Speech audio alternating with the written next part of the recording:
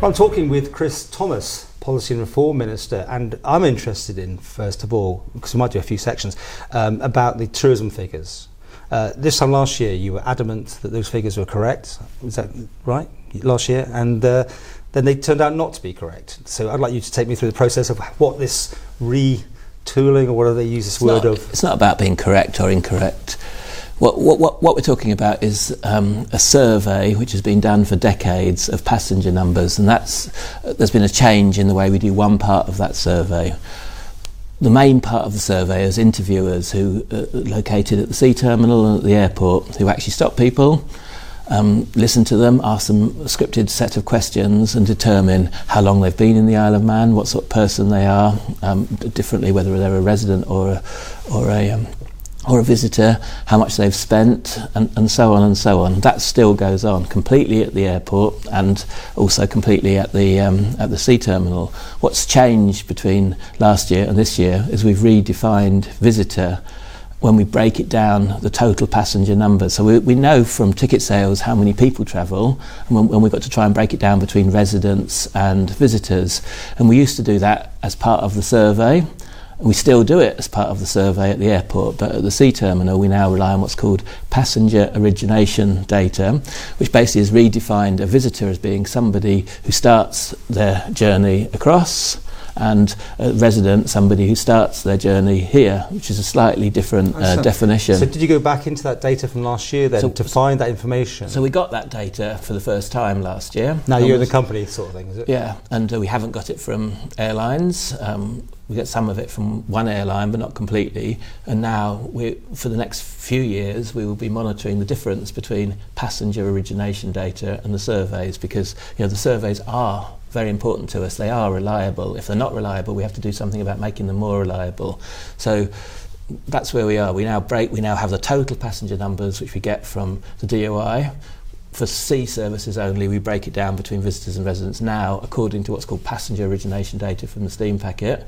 We now have data discovered going back a great number of years, not just to 2016. So we've now got them investigating what the difference has been between those two figures over a number of years, and then we'll all be in a better place. But the most important thing in this, Paul, is that we have a profession of statisticians.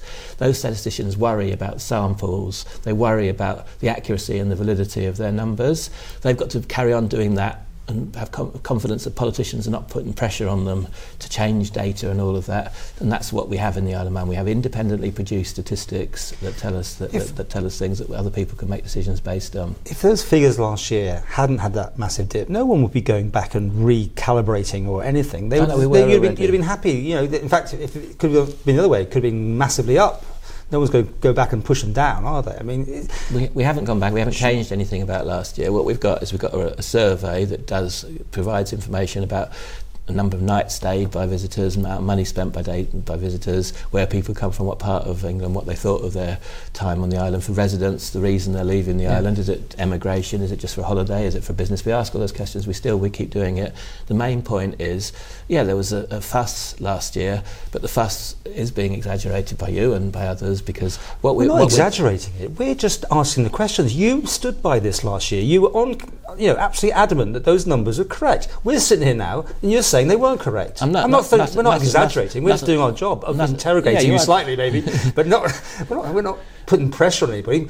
How do you feel about it? Were those numbers? Basically, whenever you have a sample, you have what's called standard error, and it's important to understand whether any error inside that survey was reliable. We will have acted on whether or not the error is significant compared to the sample statistics. And what we will do is now, over the next few months, we'll add further to the knowledge of the differences between passenger origination data and survey data. But the most important thing in all of this is I want to make sure that the public understands and other political colleagues understand that we've got to have a neutral statistical service producing neutrally statistics that are published warts and all, and then politicians can analyse them when they're doing their job as government ministers to make sure policy responds to those statistics. And I think everyone agrees with that, but the question is, can people believe these numbers. I mean, that's simple as that, because, well, I'm sorry, but we go back one more time. Last year, you stood by those numbers, which are now not correct. I mean, so make your mind up. We've rebased them. We've changed the definition. Now the breakdown between visitors and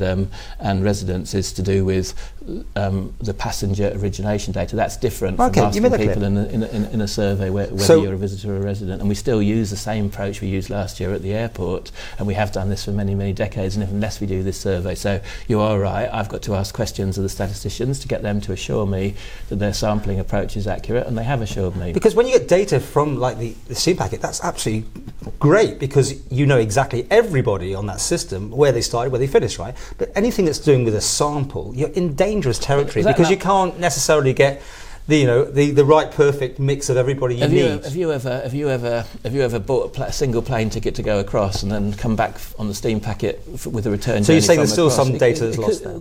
That's the nature of statistics. But it's pretty good data what you're using there. Whereas anyone with a clipboard asking you questions, that's good data as well. Maybe it is, maybe it isn't. But surely that's the whole thing. Sometimes there's reports that maybe the data wasn't quite as good as it could have been. No, well, that's not what should go out from this. What should go out from this is that this is one politician who's protecting the profession of statistics from criticism in terms of its professionalism, because they take a lot of time telling us about sample errors and telling us about methodologies and changing methodologies with new information, making new assumptions if necessary, and that's the crucial thing in this. Have you apologised? I mean, Rob Collister was out on one last year that you two were having a bit of a ding-dong, weren't you? Because you're both standing by your numbers, and he was saying that he didn't believe those numbers. Full respect to Rob Collister. The main message that I think he will have got from statisticians and from politicians who are defending statistics is that statistics have to be seen to be neutral. They can't be interfered with by politicians. Obviously, statisticians will review their processes in the light of new information. The job of Enterprise Department is to promote the island to visitors. I mean, Mr. Skelly's job was on the line last year, remember rightly. There was calls for his resignation from backbencher at the time, and Chris Robert Shaw. So anyway, that's then. He's probably crowing a little bit and feeling quite happy about this. Are you eating any humble pie at all on this?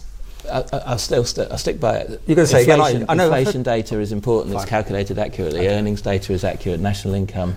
We'll see when we have more of a data series about the relationship between passenger origination data and visitor survey data. I'll put it back to you again. Have you ever flown to the UK and then come back by boat with a return journey? You probably have. I have done. I'm sure most people have. There might be differences. It might be that some people who work in the Isle of Man bring over a white van and then fly in the opposite direction, backwards and forwards, leaving the white van. Are you happy with the numbers now anyway? I'm happy with the statistics. We've got 3 professional statisticians. We've got another team who help them on collecting statistics, and it's absolutely important that they do their job professionally and they're protected. So you're saying, and we've had these in the past about what people think about living in the Isle of Man, and we've had these dips. They're not under any duress or anything at all. Those numbers go out from whatever they say. Inflation's reliable, national income's reliable, earnings is reliable, and so on. Yeah, and it's important to get the balance right. In Jersey, they've taken it one stage further from what we have done in the Isle of Man. They've moved more towards the UK situation, where they've actually separated the statistical service from government, so that government can't put pressure on the statisticians always to paint a rosy picture. We don't put pressure on the statisticians always to put a rosy picture. Obviously, politicians like to always have a rosy picture painted, but for enough politicians in the island, it's absolutely important that we don't tamper with the statistics or even try to tamper with the statistics. We'd be told no if we did, and that's very important.